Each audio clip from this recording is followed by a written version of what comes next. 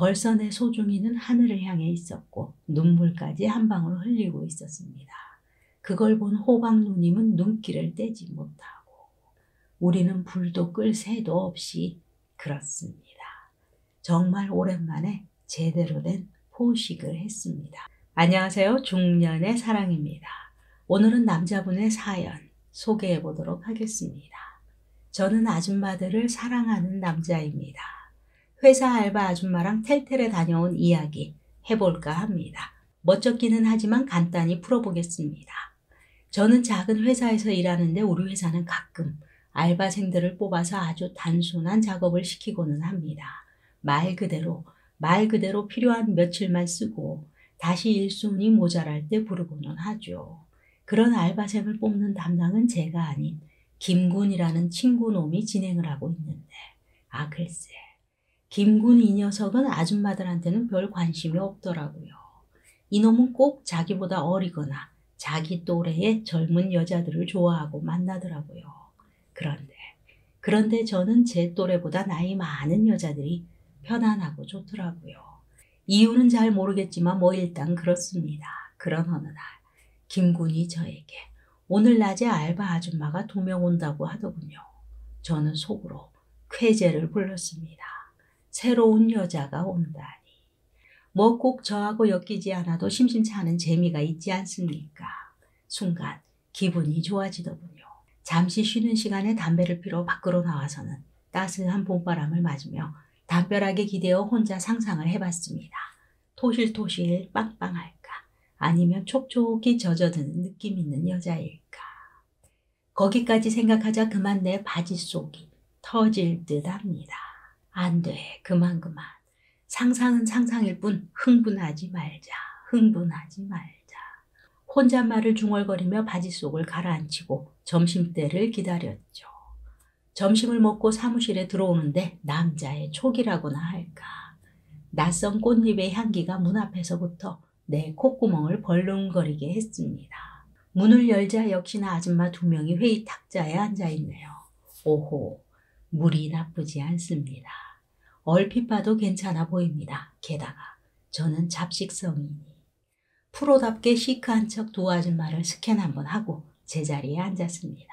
그리고 김군이 아줌마들에게 작업 브리핑하는 동안 좀 더 자세히 힐끔거려 봅니다. 윗분들이야 이런 노가다판에 앉기니 이제부턴 내 놀이터죠. 작업 탁자에 저와 김군이 앉고 헐크를 닮은 기존 직원 아줌마 1명과 방금 온 알바 2이 앉았습니다. 슬쩍 보니 40대 초반쯤으로 보이는데 둘 다 손놀림이 좋습니다. 기본 눈썰미까지 있어서인지 별 무리 없이 김군이 알려주는 대로 마치 곰돌이 인형에 눈알 끼우듯이 연습 몇 번에 일을 뚝딱 해냅니다. 1명은 잘 익은 복숭아처럼 여성스럽게 생겼고 1명은 그냥 푸짐한 호박처럼 생겼습니다. 발그레하게 탐스러운 복숭아를 맘속으로 찍어봅니다. 당연히 기회가 된다면 복숭아겠지만 만약 실패 시 호박이라도 먹어야 하니 양쪽을 모두 염두에 둡니다. 단순 작업이라 손으로는 일을 하면서도 많은 이야기들이 오고 갑니다. 김군은 남자지만 말하는 걸 좋아하고 호구주사도 부드럽게 기본적으로 잘합니다. 자녀분들은 있으세요? 어디 사세요? 술은 좀 드시나요? 등등. 이쯤에서 저도 한마디 거들며 멍석을 깔아봅니다. 김군아, 너 아직 모르냐? 아줌마들은 너같이 젊은 남자들이랑 한잔 하시는 거 좋아해 임마. 이따가 마치고 저녁 먹으면서 한잔 하실 거야. 오고 가는 질문을 듣고 있다가 저는 은근히 저녁 식사 자리를 만들어 끼워 넣습니다. 아줌마들은 입을 가리며 호호호 하하하 좋아합니다. 여기서 김군이 쐐기를 박아줍니다. 그럼 마치고 다 같이 저녁 겸 한잔하면 되겠네요. 그러자 호박 아줌마가 한마디 보탭니다. 어머 총각들 참 재밌네 호호호.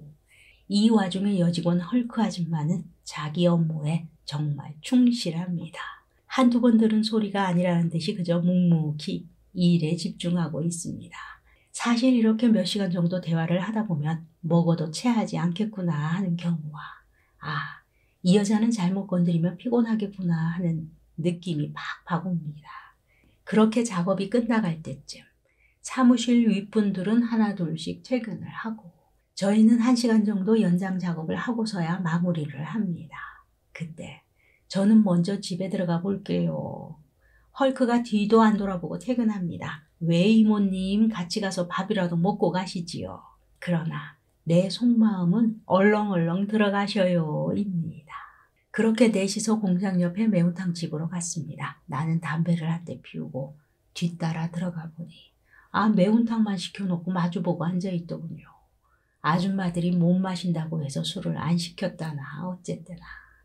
나는 김군을 바라보며 바로 한마디 했죠. 임마, 이럴 때는 왜 센스가 없냐. 사장님 여기 맥주하고 소주요. 그리고는 아줌마들을 바라보며 말했죠. 오늘 정말 고생하셨는데 간단히 한잔 하시면 잠이 잘 올 거예요. 그러자 호박 아줌마가 유난히 눈빛을 반짝이며 하하호호 즐거워합니다. 어머 이 총각 좀 봐, 뭘 좀 하네, 호호호. 하지만 복숭아 아줌마는 그냥저냥 표정이 그랬습니다. 김군이 소맥을 말아주길래 원샷을 하는데 복숭아 아줌마는 자기는 안 마시겠다는 겁니다. 갑자기 내 머릿속에서 스파크가 팍팍 튀더라고요. 아무래도 경계심이 제법 있는 아줌마 같았습니다. 그러나 호박 아줌마는 한두 잔만 더 마시면 아주 그냥 색드립이라도 슬슬 나올 것 같은 분위기입니다. 술이 달게 느껴졌는지 술잔을 새빨간 입술로 쪽쪽 빨아댑니다. 식사를 하면서 저는 김군과 몇 잔을 더 마셨습니다. 그러다가 호박 아줌마에게 한 잔을 더 권했더니 기다렸다는 듯이 잔을 받습니다. 자연스럽게 원샷을 외치며 몇 잔을 더 마셨습니다. 속마음은 복숭아 아줌마인데 워낙 경계심이 많아서 포기를 해야 할 듯 합니다. 나는 마음속으로 목표 설정을 다시 해봅니다. 요즘 궁한데 호박 아줌마도 괜찮지. 바로 그때 전화기를 만지작거리면서 복숭아 아줌마가 먼저 들어가야 할 것 같다며 주섬주섬 일어섭니다. 그 순간 제 눈은 나도 모르게 호박 아줌마에게 향했습니다. 설마 이 아줌마도 들어간다고 하는 건 아니겠지 하는 눈빛으로 쳐다봤죠. 만약 호박 아줌마가 자기도 간다고 하면 뜯어 말릴 자세로 말입니다. 그런데 호박 아줌마가 정확하고 또박또박하게 말합니다. 저는 조금 이따 들어갈게요. 먼저 들어가세요. 아싸. 김군과 저는 조심히 들어가시라고 인사를 하고 그렇게 다시 셋이서 소주를 더 마셨죠. 그러다가 김군이 화장실을 간다면서 나가더니 소식이 없더군요. 그렇게 호박 아줌마와 마주보고 앉아서 슬금슬금 농담부터 이런저런 이야기를 하는데 김군이 들어오지 않습니다. 전화를 걸었습니다. 야, 화장실 가서 뭐하냐, 어디야? 저 먼저 집에 가는 길입니다. 두 분이 마무리하세요. 그래? 그럼 어쩔 수 없지. 알았다. 이 자식 은근히 센스가 있습니다. 제법 색깔 있는 농담을 주고받았으니 이제는 조금 친해졌겠지라는 생각을 하며 누님 김군 집에 갔다는데 하면서 반말을 투척해가면서 잔을 채웠습니다. 그랬더니 처음에는 멋쩍은 분위기를 살짝 비치더니 잔을 들고는 짠을 외치네요. 허허허. 설마 이 순간을 기다리고 있었나 하는 생각도 들더군요. 그렇게 몇 잔을 더 마시고 발그레한 호박 아줌마와 누님 동생 하면서 식당을 나왔습니다. 그리고는 어스름한 골목길에서 뺨 한 대 맞을 각오로 조용하게 물었죠. 누님, 밖에 사람들도 많은데 조용한 데 가서 둘이 한 잔 더 할까요? 그러자 누님이 기다렸다는 듯이 그래도 될까 합니다. 나는 더 이상 생각할 시간을 주지 않기 위해 재빠르게 누님의 손을 잡고 근처 모텔로 입성했습니다. 동네 텔텔이라 시설은 그럭저럭이지만 사실 시설이 무슨 상관입니까? 들어가서 생각하니 술을 사오지 않았더군요. 그래서 씻고 편의점을 다녀오겠다고 말하고는 옷을 훌렁 벗어버렸습니다. 벌써 내 소중이는 하늘을 향해 있었고 눈물까지 한 방울 흘리고 있었습니다. 그걸 본 호박 누님은 눈길을 떼지 못하고 우리는 불도 끌 새도 없이 그렇습니다. 정말 오랜만에 제대로 된 포식을 했습니다.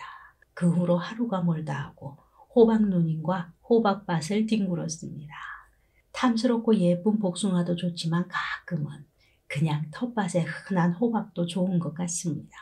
쉬워도 너무 쉽게 텔텔 다녀온 이야기였습니다. 네, 여기까지입니다. 중년의 사랑이었습니다. 감사합니다.